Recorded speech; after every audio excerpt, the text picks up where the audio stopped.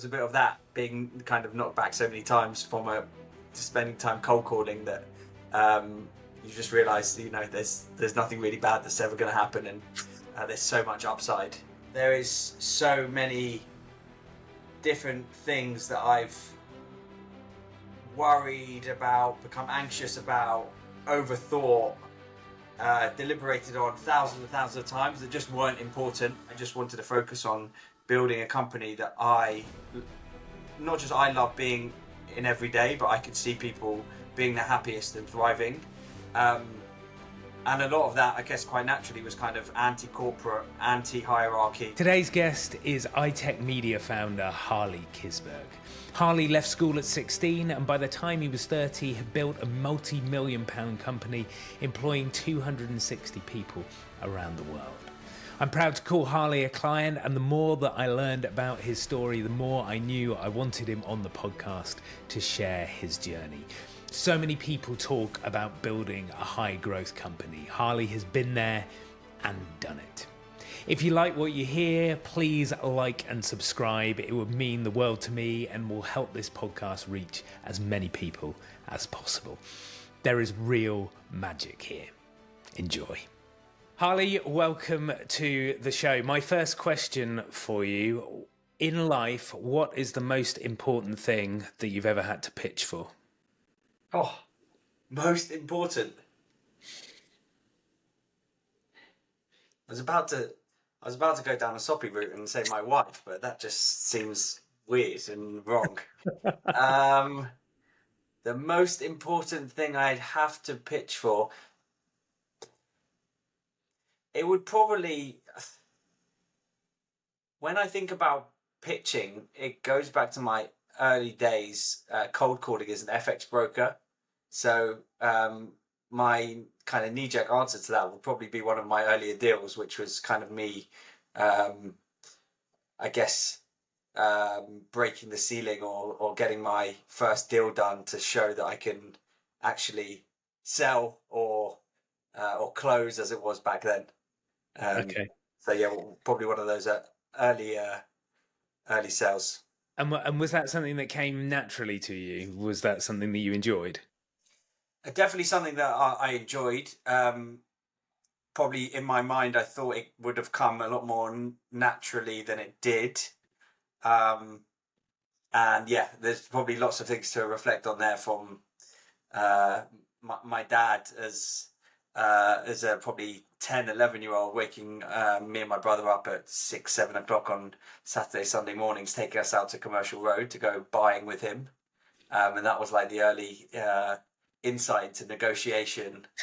And on from there, I think a lot came. So yeah, some interesting things to share later on, maybe. Yeah, we'll definitely dig into that. So if those early kind of FX trades were the important deals that sort of, set the balls in motion, is there anything that got away? If you think back, do you think, oh God, I wish I pitched for that better, or I wish that had turned out differently? It's funny. Again, I'm going back to some of those FX days, and it's probably like more personal kind of negotiations about, I don't know, my role or the opportunities that I had. I wouldn't say got away, but there was definitely some deals that I regretted and reflected on that I wasn't either what was known as bullish enough or opportunistic enough at the time to maybe be as successful as I could have been. Interesting. You're a long way from those FX trades now. You're founder of iTech Media, an organisation that's been on an amazing growth journey, and I'd love to delve into that story throughout the podcast. But before we do, take me back to the beginning. You've mentioned your dad already, and going out buying on Commercial Road. What's Harley's story? When you were a kid, did you always want to be in business? Did you always have that kind of entrepreneurial edge? So please feel free to cut me off if I ramble for too long. I think the interesting reflection probably for me was more a route to financial independence early on, and kind of being able to just do my own thing when I could. And I remember, yeah, even in the school playground, I was selling. I was known as the BlackBerry kid at one point because I was the first person to have a BlackBerry and sell it in the school playground. There was then clothes. I remember there was uh, donuts and fizzy drinks out my lockers at some point. It got me in a lot of trouble at times. And that, I guess, was that early time of a bit of, if we could call it, entrepreneurial spirit in the school playground that saw it through. Um, Following that through, left school at 16 and wanted to do something, I guess, uh, to then get ahead as I saw it in my mind, and went out to the city. Was lucky enough, and maybe that was my earliest pitch, to be given the opportunity to be the T boy or the runner for the CEO of a big trading firm, and got my foot through the door, and finally got a shot to become a junior foreign exchange trader and work my way up. One of my most interesting memories is there used to be a kind of KPI or a target in those junior days that you had to make 100 cold calls before you were allowed your chair. As in you before you're even allowed to sit down. Sit down. And that sounds archaic. I'm not sure people would get away with that now, but that taught me so much. And I knew the minute that I was rocking through that door at like 7:30 in the morning, my energy had to be on fire, to know that I was going to be back to back knocking down doors, trying to get through the gatekeeper to that person, and come up with all different angles and stories and experiment on ways to get people excited about being probably the 20th FX broker that had called them that week. And yeah, I think everything from there came in terms of, pitching and selling and trying to inspire people. And yeah, I spent a few years FX broking. Someone saw something in me and wanted me to join them as an FX broker, or partner of a new desk. So that was an amazing learning curve at like 18, 19. And yes, saw some good success there, and learned some amazing things about macroeconomics the whole way through to running a business to building a brokerage. And took a leap of faith in 2014 to scratch this entrepreneurial itch, after spotting some opportunities in the gaming space, to go off and set up iTech Media. And that was, yeah, 8-9 years ago now. Bootstrapped since day one. Managed to both build and buy a big portfolio of many media sites across now 110 different markets, 68 different languages. Yeah, with the best part of 300 people today, and still growing. So yeah, it's been a good fun ride. But yeah, hell of a journey in a very short space of time. You when you talked about the kind of selling stuff out of the locker days, you said that financial independence was really important to you. Like, why was that such a big driver? I'm not quite sure if it was exactly the financial independence, but it was probably more what that gained me. And it was really in my head at the time, was to be able to kind of do what I want when I want, and not rely on anyone. And had a great upbringing and a very middle class, working hard family. Um, but it was that opportunity, I guess, growing up and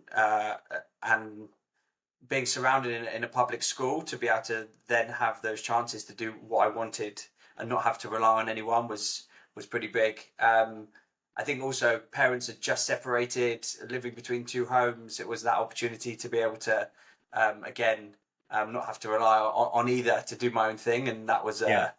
yeah, my probably the big thing that drove me at that time.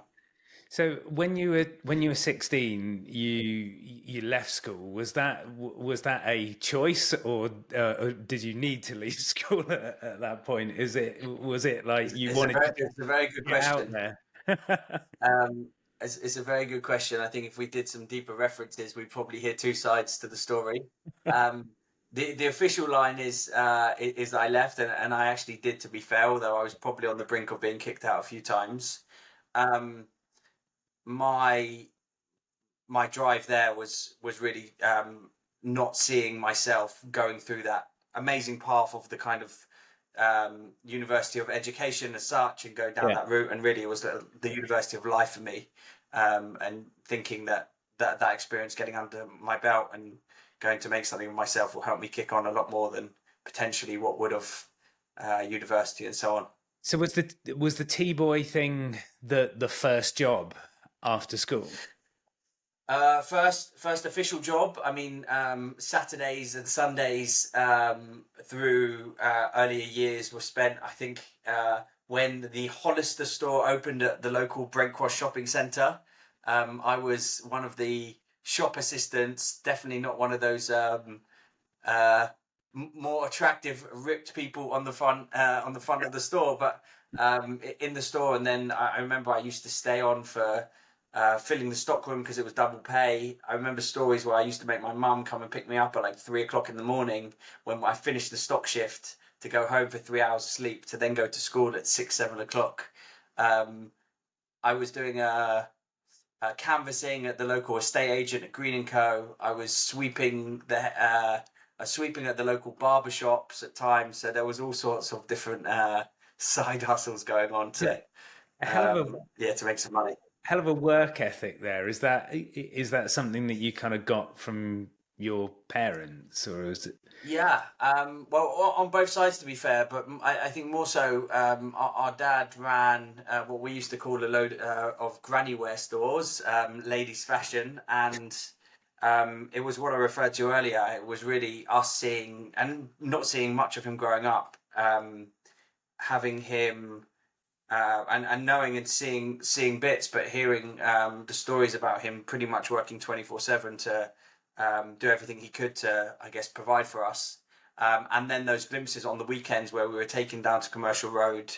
There was so many stories of teaching us lessons of never buying from the first person or the first offer that you get, and making sure that you honor your word. If you're going to commit to a deal, that you follow through with it.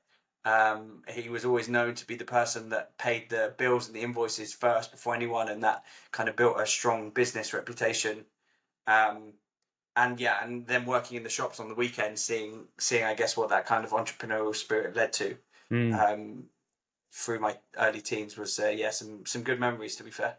There's a pattern there of someone that kind of likes to sell, likes to do a bit of a deal, likes to kind of be out there pitching ideas. Do you consider yourself a salesperson? To be honest, since moving away from the FX brokerage sales side of things, no. But when I've done some amazing coaching and worked with teams over the years and built iTech, I've realized pretty much every conversation that I'm having is some sort of selling, of pitching, of negotiating, of forms. Yeah. And the different technical skills that then that delves into is fascinating. So talk to us a little bit about the kind of iTech story. You said you spotted a gap in the market. Like where did the idea come from, and how do you take that leap of faith, I suppose, from something that is comfortable, that is putting money on the table, to go, okay, I'm going to take a risk. I'm going to go out there and do this on my own. Yeah. So my brother Nick's 3 years older than me. When I was 11, 12, starting all these entrepreneurial side hustles, he was building websites and different games in our family front room in Edgware in Middlesex, and started to make a success of some of these hobbies, from I think it was Counter-Strike and World of Warcraft and these type of games, and then took it into card forums and other things back then. And I saw what I guess the hobby and the fascination around SEO and the internet could then develop into. And as I touched on before, in 2014, 2015, when I was exploring some of these spaces, I saw that so many of these massive gaming companies all around the world were trying to attract new customers at scale, enter new markets, and struggling. And some of the people that I'd then gone on to, I guess, build relationships with and meet had been responsible for businesses that were 2,500 in headcount, $1.5 billion in their market cap, and still struggling with some of these challenges. So I realized that there was an opportunity there to kind of test and learn and see if I can break into.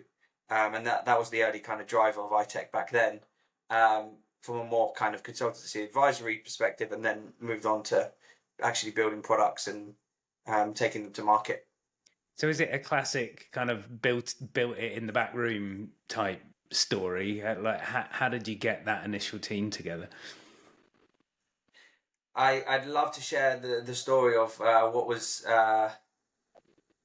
what was built in the garage. And I guess there's probably some good learnings there. But having bootstrapped the business back then, we probably had one of the nicest, shiniest 10-person offices in the middle of Camden High Street that ever came. And there was probably a learning there. But my thinking at the time was, if we're a completely unknown brand and new business into the industry, and we want to attract some of the best software engineers, content editors, designers, and so on, I need to bring them to somewhere that they're going to love being every day, and I need to invest into that to make that a place that they're going to enjoy. And I guess that drove some of the kind of cultural mentality into the business that it was today.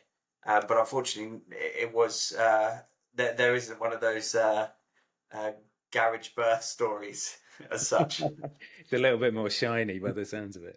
Yeah. I mean, you grew the business from nothing to a multi-million-pound business in a few short years.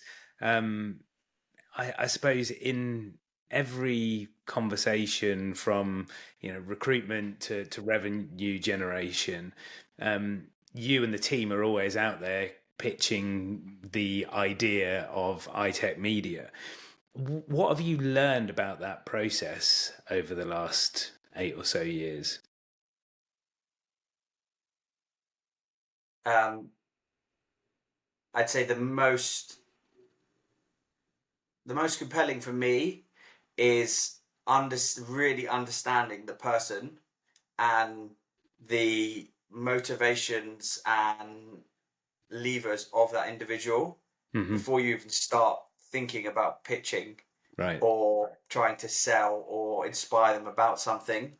I'm pretty sure for the first 3 or 4 years of iTech, huge period of time, I used to tell verbatim the same story. I used to pull out the same examples, used to say exactly the same things to every single person, whether they're a potential business partner, potential services, employee, what have you. And luckily, after a period of time, I realized if I'm talking to a software engineer, or I'm talking to a potential commercial partner, or I'm talking to a bank or whoever, there's very different areas, aspects of the story that they're going to get excited by. Yeah. And focusing on that than just rambling for 20 minutes. So what were the kind of big mistakes that you made along the way, and what were the kind of learnings that you had from them? I think the big one for me was trying to control and do everything. If I look back at the earlier years, I was the most micro controlling leader, manager, boss, which I think was well balanced from all of the things that we were achieving and all of the amazing things that we were doing as a company. But if I look back to those early days, there was definitely some people that either didn't thrive in the company or actually moved on, likely because they weren't enjoying the environment. And if I really would have driven that kind of delegation and empowerment piece a lot earlier, that would have changed. And I think I only saw that 2 or 3 years in, which was interesting. And how do you switch? It's hard. It's your baby, if you like. You've created this thing. So as it grows, necessarily, you have to take your hands off the wheel a little bit. How did you learn to do that? Yeah. So for me, it was from a lot of mentoring and a lot of coaching, and a lot of kind of opening my eyes, starting to develop really good methods of feedback and feedback culture early on, and making people feel very safe and trusted to tell me these things, to tell me if I was being a control freak or if I was meddling in details of things that weren't so important that I could be focusing on other things. And slowly but surely, yeah, the message hits home. So yeah, it was half of that, and then half of getting into sticky situations with team members or whatever, where they were getting frustrated or pissed off about stuff. Yeah.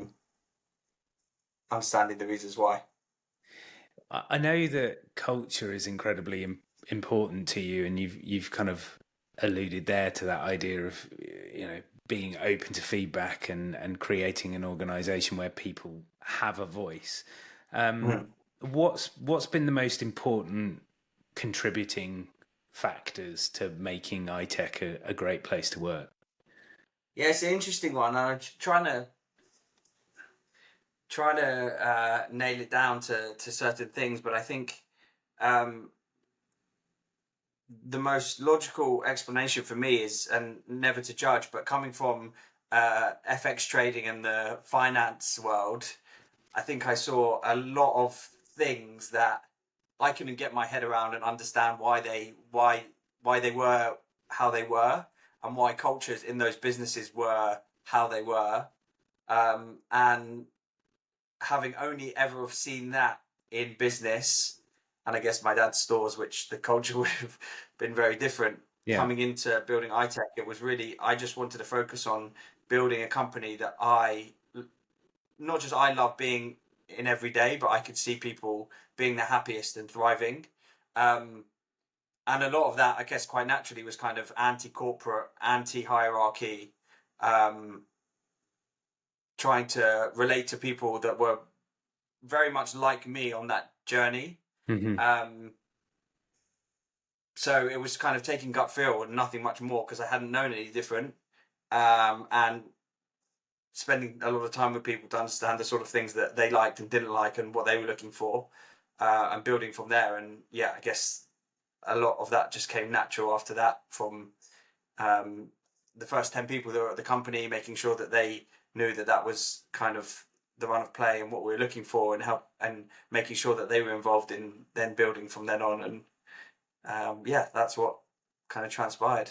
And I suppose as the organization grows, with that initial 10, you've got touch points with all of those people all of the time. But as you kind of get further away from the day to day, how do you, as kind of founder, as leader, ensure that you are still communicating that set of values and that culture to the organization?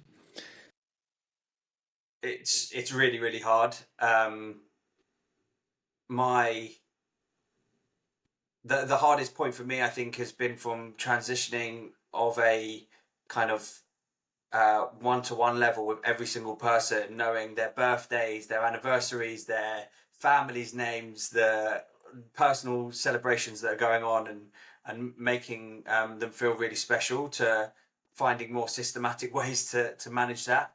Um, I think the big things on the value side of things, and this is just learning from others, was codifying, documenting them as early as possible, and then trying to make sure that whether it's in the onboarding process, if it's in feedback rounds, if it's in performance reviews, when we're hiring or letting go of people, when we're promoting them, knowing that those values are coming into the conversation and being reflected on, as touch points throughout the kind of journey of every person in the company.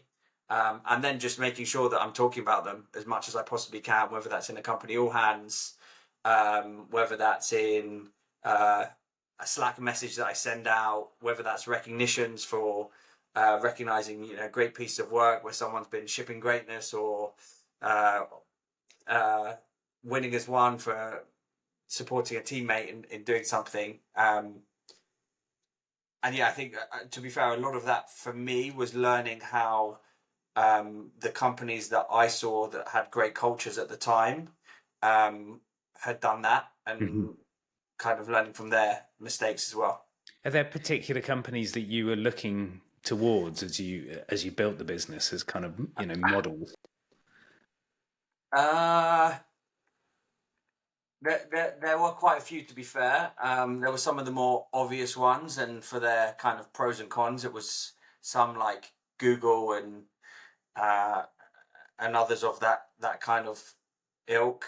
There were companies like Stripe for their engineering culture. There were companies like Spotify for their innovation and their Spotify model. Hmm. Um, and then outside of that, it was pretty much anyone that I could get in front of to learn from that I'd seen had been on any sort of, and that was again sometimes just picking up the phone, writing cold messages on LinkedIn, going to meetups and conferences, and just walking up to people and saying, "Hey, I'm Harley.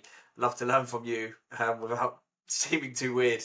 Or yeah, I've just listened to your podcast or what have you, and basically finding every way I can to um, to pick up some new tricks. Do you love learning? Is that like something that you constantly looking for, or is it more strategic?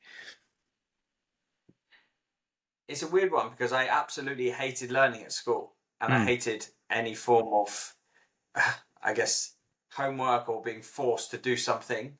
Um, but I guess quite naturally now I know that I'm learning for a specific purpose and a specific benefit, um, which has developed that. And I think that kind of growth mindset has come through also within the company, kind of knowing that I'm learning to test and learn new things to build the business.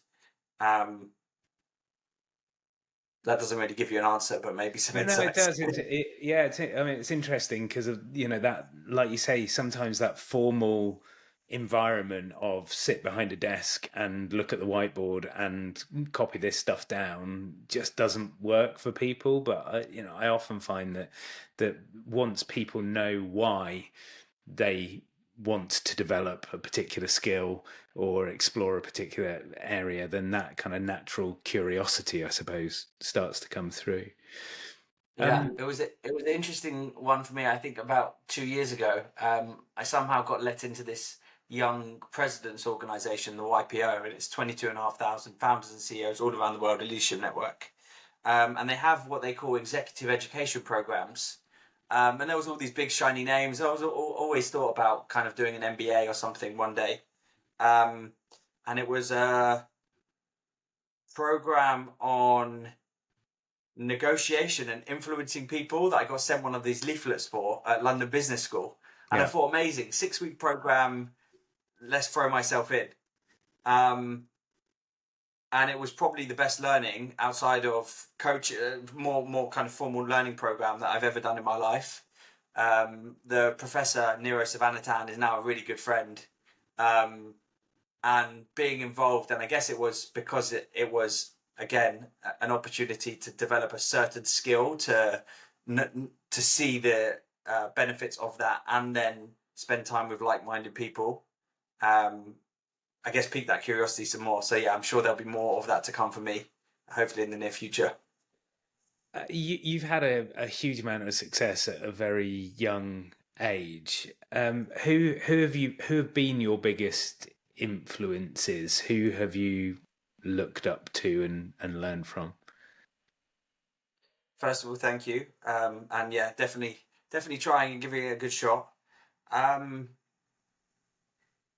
hard to say particular influences. I mean, I've always been inspired by people like, I don't know, Barack Obama as one person, to sporting heroes. If it's uh, the leaders of my beloved Chelsea Football Club, to and that's a contentious one maybe, to people like Mo Farah as I'm starting my running. Uh, I'm not sure I can call it a running career, but running hobby. Um, and then I think it's been more kind of mentors and advisors around me. Definitely my dad and my family, both parents, for very different things. My brother Nick, as I mentioned earlier. And then there's been different people that I've been lucky enough to meet along the way.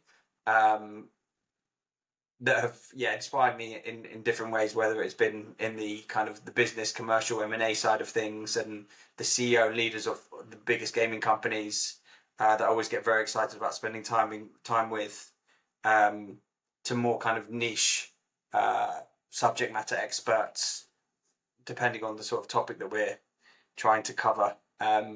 Probably most recently has been in the kind of people and culture space, where I've just been reaching out on all sorts of different topics. Was it recently? A guy called Phil Chambers, who's the founder of Peakon, who run the culture EMPS platform under Workday. All sorts of people, probably too many to mention, but whole range.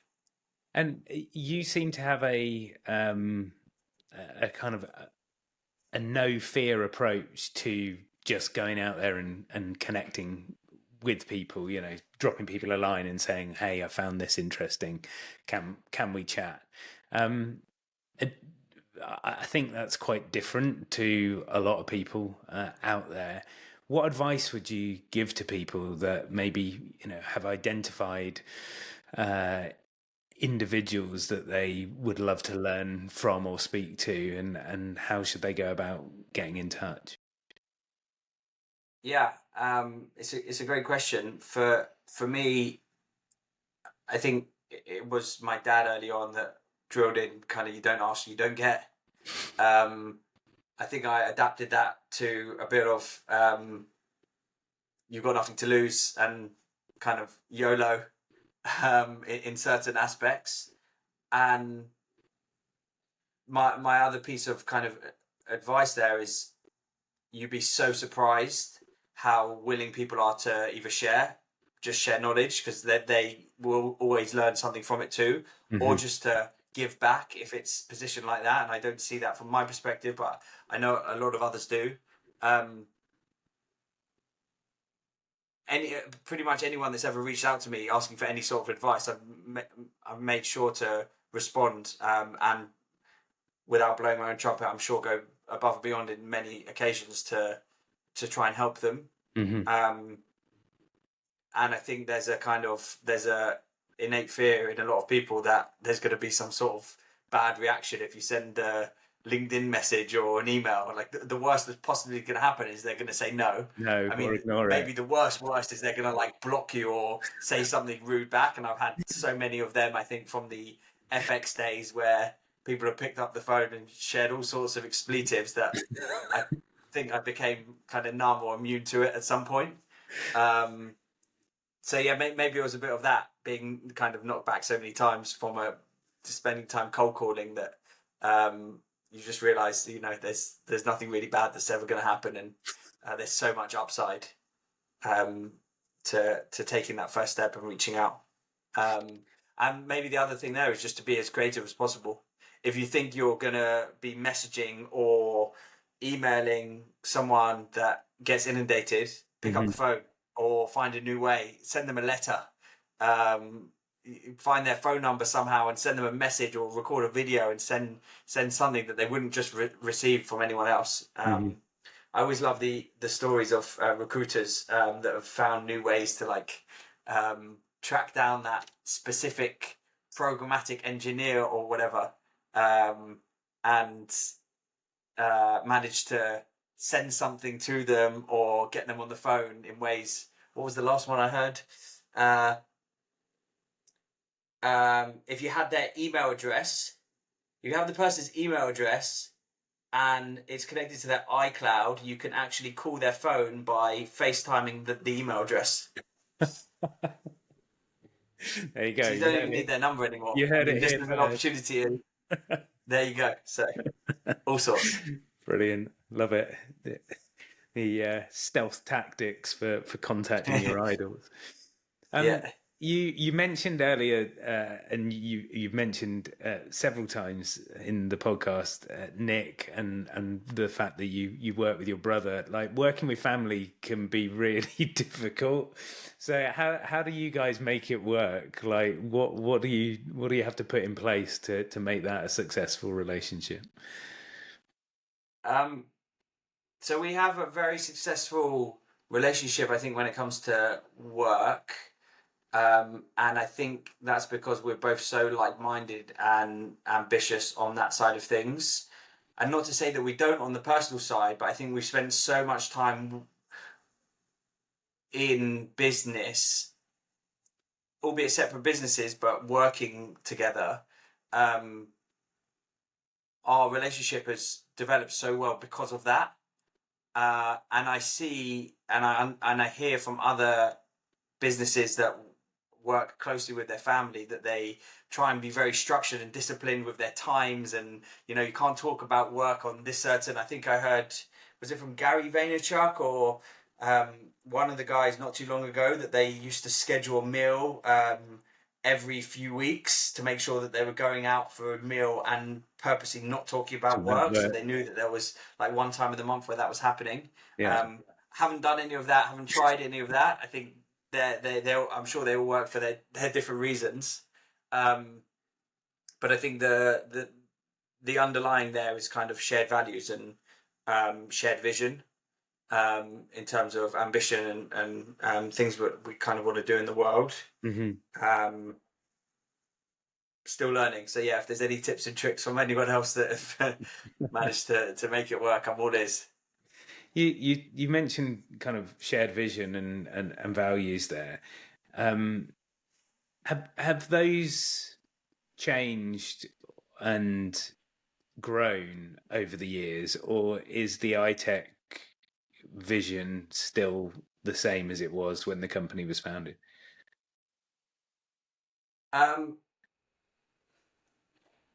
yeah, well, I guess without blowing my own trumpet too much, hopefully it's a lot better articulated and shared and voiced today than it was back then. But largely, there was always a huge competitive nature, and I guess building a startup, it was always, if we can be successful in this space, we're going to make sure that we get to the number one position and kind of see where it goes from there. Um, that thread of trying to be number one and aiming to be the very best in our field has always been a constant.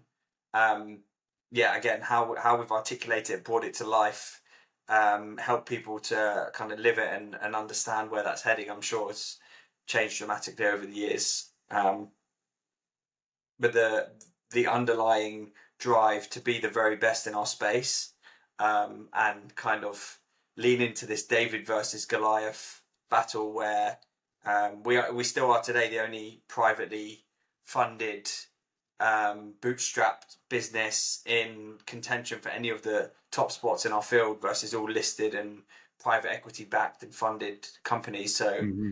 um, yeah, that's been the same since day one. And do you think that helps the team go out and talk about what you do? Whether that is recruiting the best software engineers, or whether that is building those client relationships. How important is the vision and the values externally as well as internally? I think it's huge. I'd say on the external piece, we're still figuring out how we kind of, and never shout from the rooftops, but really make more of a name for ourselves. And we've been on that journey for probably too long. Um, I think half of that is a bit of my own imposter syndrome, and the other half is really kind of evolving from stealth mode, and knowing that we're operating in such competitive spaces, and we really want to keep that edge of being able to hold on to our secret sauce and things that make our company so special. Um, so yeah, I don't think I have a kind of perfect answer to that right now, but the vision and the values piece I think has been more on the kind of recruitment side of things, and being able to share with people that have shown an interest into the company where we're heading, why it should be exciting for them, what's in it for them, Hmm. sort of challenges that we're going to be taking on, what 24, 25, 2026 could look like. um, they've been I think they've been hugely important, and a part of motivation day to day. People Yeah. want to be able to see what that future could look like and what the kind of yellow brick road as such could be, for everyone involved. Hmm. Thinking about that kind of future proofing of a business, it strikes me that you've never been afraid to bring in people to help, people that have specialisms in areas that you don't understand,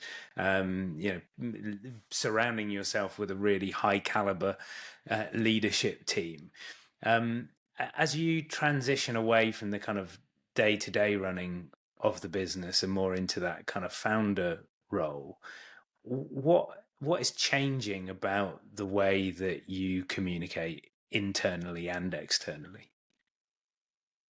Um, that's still something that I'm really trying to figure out. I'd say first internally, the cadences of running company all hands messaging.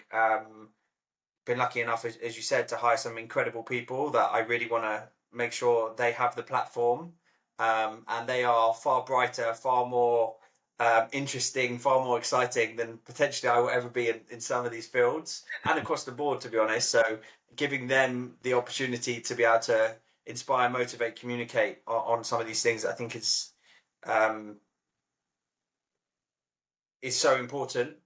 And yeah, finding what my kind of future platform is, I don't quite know yet. I'm a massive Twitter user. Um, I'm a massive Twitter user, but not so active on posting and sharing just yet. Big fan of LinkedIn and other things, and I'm trying to figure out that whole strategy at the moment, um, to what will be kind of my thing to share going forwards. And yeah, still testing and learning. Um, I'm sure internally people are always quite amused, maybe surprised when a random video message drops into the Slack, or a written message full of emojis, or any other different form I can find to kind of communicate and see what people find useful. So yeah, all part of the journey. And how would you describe your sort of style as a leader? What's your kind of thing? How would you like to be remembered? Um, yeah, trying to be as kind of down to earth and just human as possible. Over the years, I think I've got very carried away with acronyms and different random jargon that I've had some great feedback on. And today is very much about just kind of saying it how it is in the most um, understandable but kind of direct way that I can.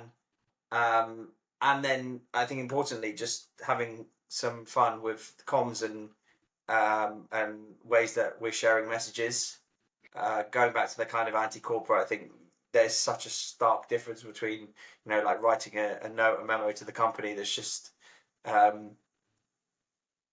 so polished and formulaic, to speaking like a human.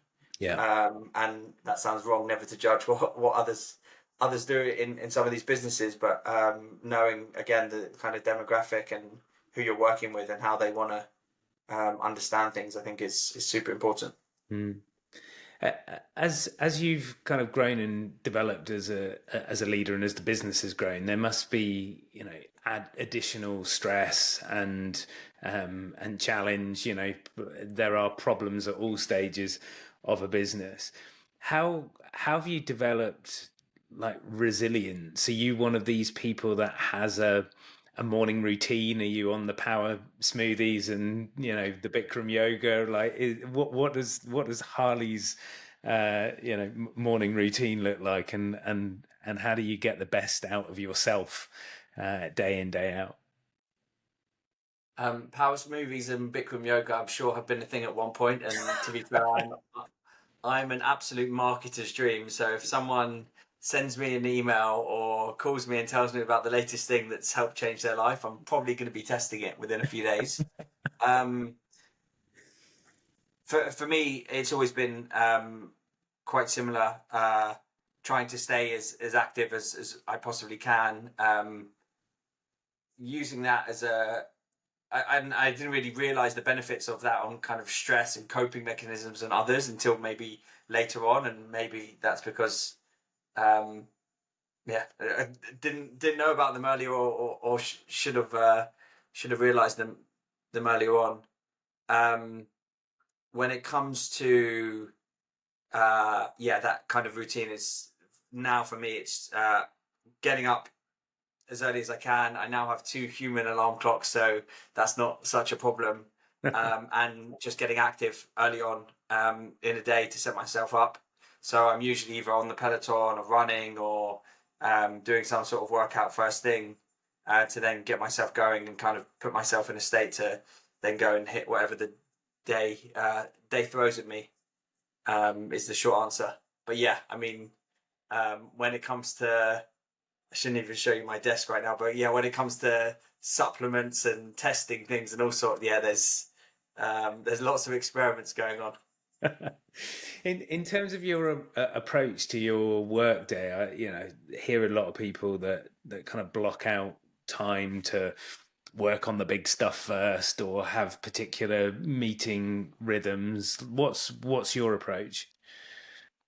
Um, no, no set magic formula, unfortunately, just yet. Tried loads of things. Lucky to have people like Alice and others to help me with keeping structured and disciplined. And I've always admired those that run like 5-minute meetings and manage to cram like 40 different meetings into a days and time block in those methods. I haven't managed to conquer any of them. So yeah, if there's some good learnings out there, I want to hear them. But for me, it's been just trying to be as structured as I possibly can within those core hours, and then obviously adapting. Be home for bath time, spend time with the kids, all of those type of things. I think making sure that for me now, I think the only one thing that stays constant is I live by my diary. And for even things as literal as being home for bath time or going for a workout in the morning, making sure that they're planned in, so I know what I'm doing and kind of just let that lead me. You've mentioned the family, and obviously that changes the schedule somewhat.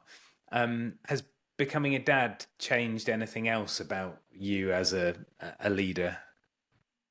Oh, so much. I think the key things for me, one is empathy, understand, and never really showing a lot of interest and curiosity, but never really understanding what other parents, working parents and non-working parents, have gone through.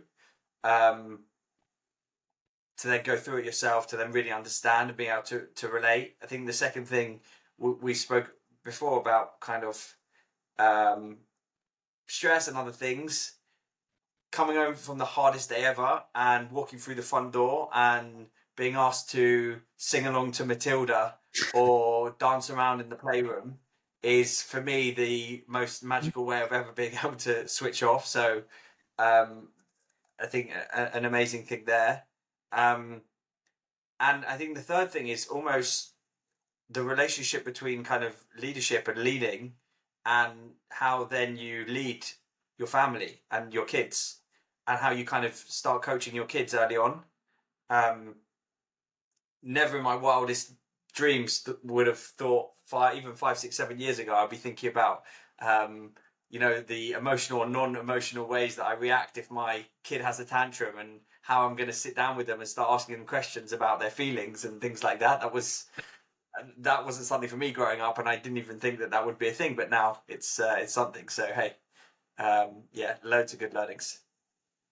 Harley, I could chat all day, but I've got one final question that I wanted to Sure. put to you. If we've finished here on this idea of young humans and all of the challenges that you face growing up, if you could go back and give your 12, 13-year-old self a piece of advice, what would you tell yourself? Right, great one.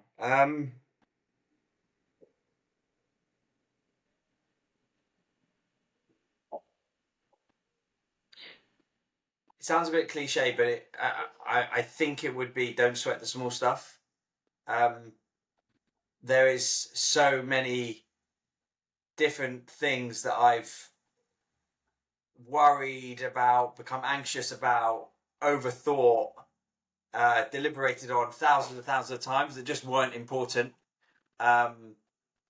We've had loads of conversations about me overthinking before I'm going out on a stage or I'm talking in front of the team, and what are they going to think of me and how are people going to react and all of these other things. So yeah, it would be along that theme of basically just go do it. Don't think about it too much, and know that the worst that's going to happen is that you're going to learn from that situation and become better and bolder and stronger because of it. I think that would be my advice to my 12, 13-year-old self right now. Awesome. Harley, thank you very much for joining me on the podcast. Thanks for listening to the Why Life's a Pitch podcast. If you'd like to improve the way you pitch and communicate, I'm giving away a special gift to all my listeners. We've developed the Pitching with Impact scorecard to help you benchmark your pitch performance in 6 key areas. It will take you less than 5 minutes to complete, and you'll receive a detailed, personalised report packed full of insights and ideas to help you improve and grow. Just head over to dominiccolenso.com/scorecard to get started.